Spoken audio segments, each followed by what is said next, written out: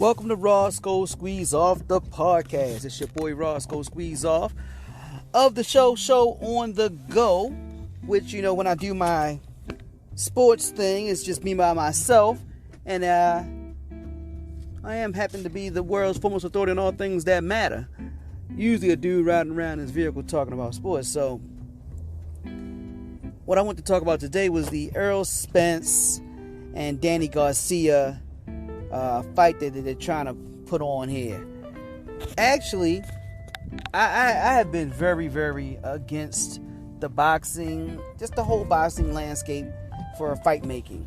I think they have been very weak, whether it's been Al Heyman's PBS or PBC, whether it has been Bob Arum. I believe they've had fights that could be made and didn't make them for whatever reason, whether it's the boxer ducking or not winning the fight, whether it's the promoter trying to protect their interests, what have you. And that's, of course, the reasons why I always talk about my rules to fixing boxing, which is definitely one title per weight class and less weight classes. So the best have to fight the best. Everybody doesn't just, have a belt. So the Errol Spence fight with Danny Garcia. My ideal matchup in the 147 weight class would obviously be what everybody's ideal matchup would be, which would be Errol Spence going against Terrence Bud Crawford. Now, that's not going to happen. And they're actually supposedly trying to put together Manny Pacquiao and Terrence Crawford, which I'm skeptical about believing that for one reason, is that Manny Pacquiao is now with PBC, with Al Heyman, and he was with Bob Arum for years, and so was Terrence Crawford. They could have fought then, but Manny Pacquiao wanted no parts of it, from what Bud Crawford was making it seem like. And that just leads me to believe that you went to Al Heyman to now fight him. It seems skeptical to me. I don't think they're going to fight. But this fight, Danny Garcia and Errol Spence Jr., I think is very doable. It's a decent fight. Now you may say, Errol Spence is unblemished, no losses, and Garcia has 2 losses. But his 2 losses are not bad losses, in my opinion. He lost one to Keith Thurman, and when he lost to Keith Thurman by split decision, so that means one of the 3 judges thought that he won the fight. And when he lost that fight, Keith Thurman was in his prime. It was not the Keith Thurman post his accident, after his elbow surgery and the whole 9 yards. When Keith Thurman, prior to the accident, I would have picked Keith Thurman to beat Bud Crawford, in my opinion. I don't know if he would have, but in my opinion, I would have picked Keith Thurman over anybody in the 147-pound division, short of Floyd Mayweather. Just because I believe he would have beat Pacquiao, I believe he would have beat Errol Spence Jr., I believe he would have beaten Bud Crawford. I would have picked him over anybody because I thought he was crafty enough to beat you on points. At the same time, you had to fully respect him because he had that Keith one-time Thurman power. Now, he doesn't have that power since he had that, the surgery and he had the accident. But when he had that power, I believe he could have beaten anybody. And I thought Danny Garcia fought a good fight with him. Now, I think the reason that caused Danny Garcia that fight was his respect for Keith Thurman's power.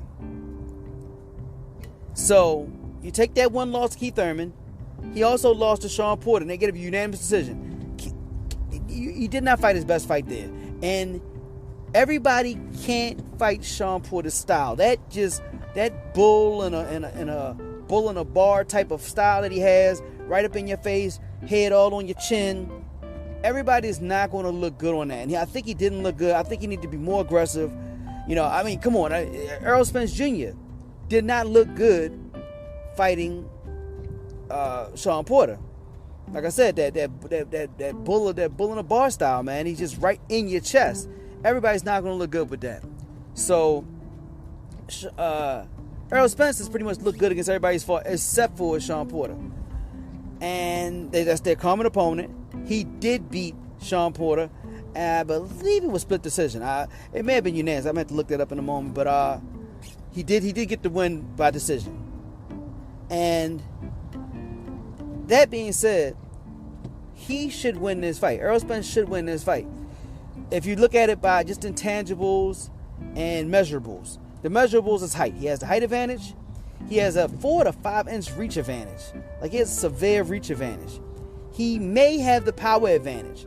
Now, and the reason I say he may is Garcia has knocked out some guys in his past, has hit pretty hard. But remember, he's a true 140 pounder that moved up to 147, where Errol Spence looks like a guy that could easily go to 160 one day. I mean, he's just a pretty solid, he's a big welterweight at 5'10", and just pretty darn solid. At that being said, Garcia has enough power that if he gets a clean shot on Spence, we don't know what Spence can take. Spence has never took so hard of a shot. Porter is not a power punch guy. Nobody's really hit him with anything. He hasn't fought a real power guy yet, a guy that has some thunder in those gloves. So, by not having ever fought any guy with thunder in their gloves, Danny Garcia, I wouldn't say has thunder, but he got a sting. He packs a punch. Can't go by that Amir Khan fight because Amir Khan got a glass jaw, but I thought he hit Porter pretty good a couple times. Brandon Rios teed off on him. Keith Thurman, he got a shot or two in there. That was like, wow. That made Keith think like, hey, I'm in a fight here. But Keith gets hits against everybody, kind of. Lamont Peterson, good hit there. He get one of the majority decision on that one, but he put some good hits on Lamont Peterson. I just think he has enough power to hold his own. So I won't knock the fight making. This is not the fight that I would have picked, first of all. But we got to get your boy out there fighting some people because everybody's saying he's the best right now as far as Spence goes. And I just don't know who he's beaten that is great besides Sean Porter. That's the only guy I can say that, oh man, yeah, that was a good fight. And that was a close fight. That was not a dominant style fight. I mean, anybody else he's fought has been just smaller than him and weaker than him. I mean, it's just no two ways to look at it. That's just all it's been. It hasn't been anything else besides that. Matter of fact, let me see what I got here. Trying to see. Okay, it was unanimous decision for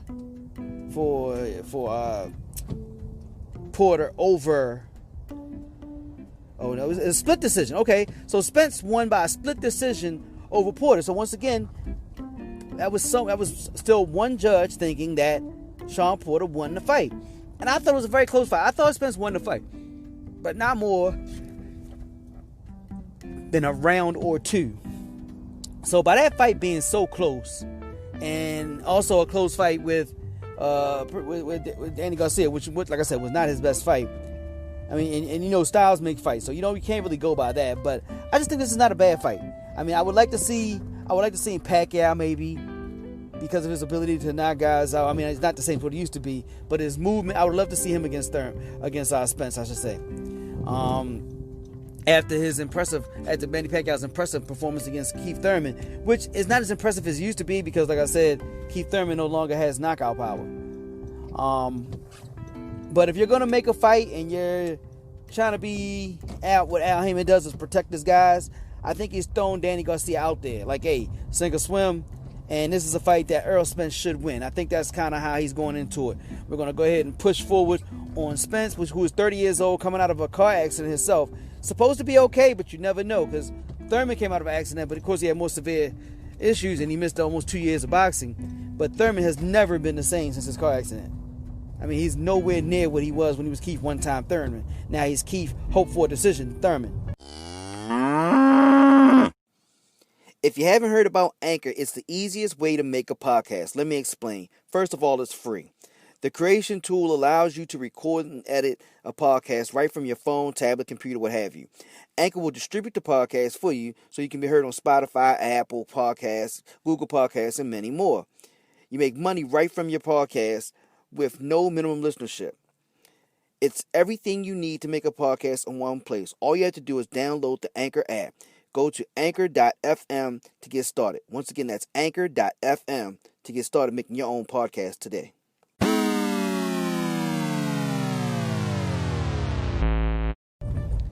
But as I look at Spence's, let me check his resume and just see if there's anything here that is like, okay, wow.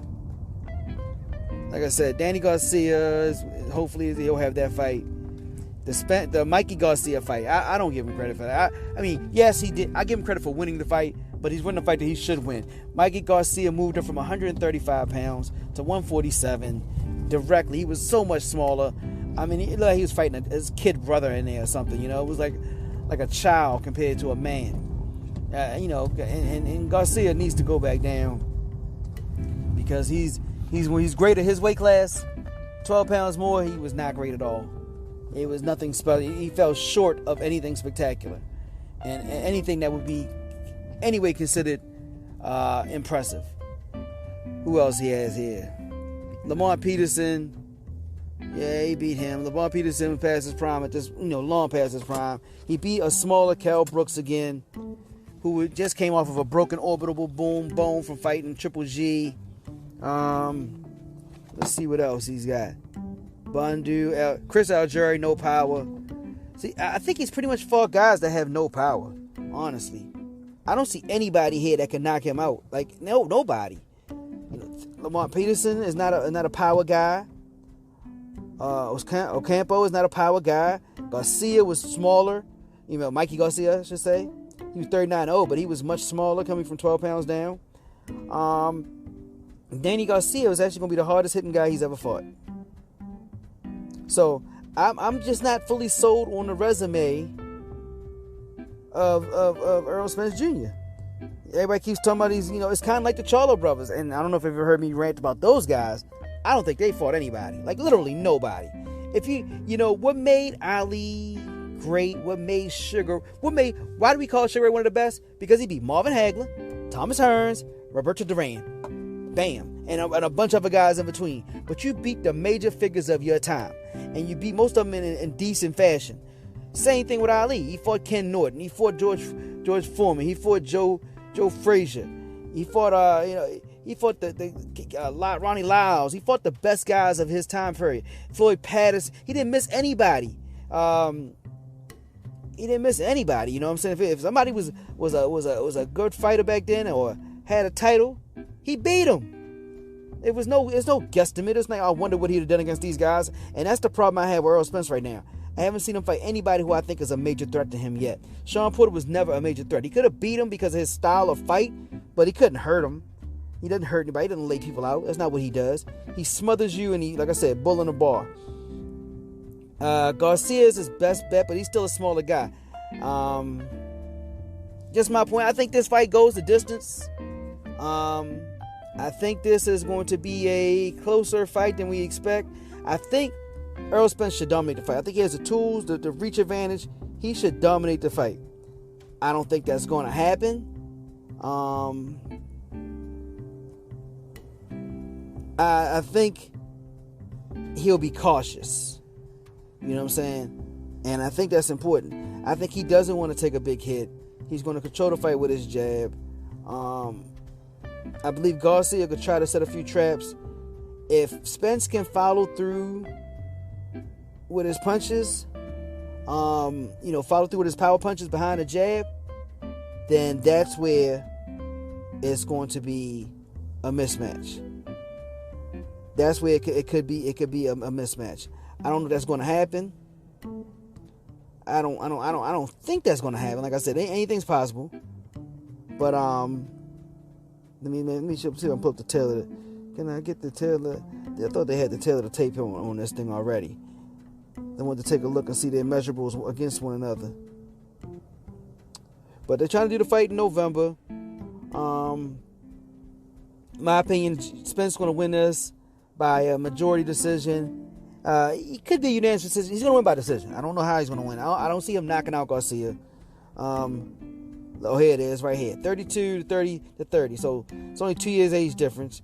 So 1 inch height difference. It's a 3.5 inch reach difference for Spence. So Spence has all the measurables so far. He's southpaw, and Garcia is orthodox. Garcia got 10 more fights than him. They got the same amount of knockouts, 21 knockouts. knockout percentage 81% for Spence, 58% for Garcia. I think Garcia has fought the better competition so far in his career. Not much better, but the better competition. We'll see.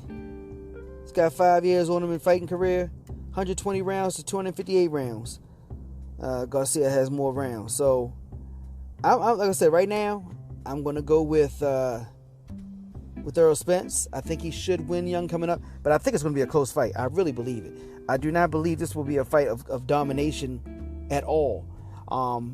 I don't even know how good Spence is going to look. If he comes out and really works his jab, he could look very impressive with a solid jab. But I think Garcia is crafty enough to move well enough to make him not look as impressive as we would like, or like as he would like, I should say. Let me know what you guys think, man. Like I said, I'm going with Spence. Majority decision, close fight, maybe a round or two, maybe 2 rounds difference. I believe the jab is going to be the key to the fight. I don't know if there's going to be any knockdowns. I think they're going to both kind of go into it kind of cautious. So I think Garcia needs to go in this with reckless abandon, because if he loses this fight, that's 3 fights lost, and that's going to take him out of title contender. You know, he's going to look at... Actually, losing may actually get you titles nowadays. That's another thing. Losing may get you title shots, because look at Porter. Porter always gets a title shot because they feel safe that they can win the fight without getting knocked out or embarrassed. And you know it's going to be ugly, but they feel that they have a chance to win. So he's going to get those fights. He's going to get the chance to fight guys. And I hate to say it, if you look too good, like Terrence Crawford, nobody good wants to fight you. Pacquiao just had a good fight against Thurman. Where's his office at? He should be in the ring. He should have been in the ring before this COVID happened.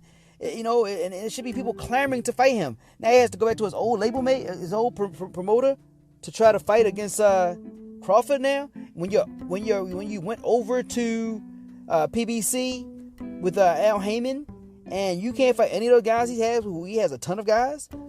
You know, he should have got the Garcia fight. He should have got the Sean Porter or Errol Spence Jr. Shouldn't have to cross promoters to get a fight. But like I said, you look too good sometimes, man. Guys are scared to fight you. I don't know if Spence wants that type of fight. He don't want to look bad.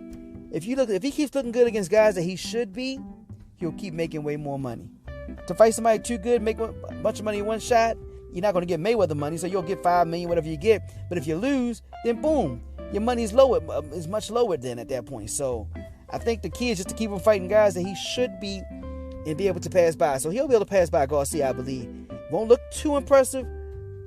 Now, if he knocks him out, then now you're talking. Now you're majorly talking. But I don't think that's going to happen. Well, either way, let me know what you guys think. You know, go to roscoesqueezeoff@gmail.com. Go to any of our social media platforms. I always have the link up for you. And I'm always at the very bottom for my own sports podcast, Roscoe Squeeze Off the podcast. Once again, it's your boy Roscoe Squeeze Off, world's foremost authority on all things that matter. Let me know who you think is going to look good in this fight, or if this fight should even be made in the first place, when there's much better fights that could have been made. All right, talk to you soon. Till next time, peace.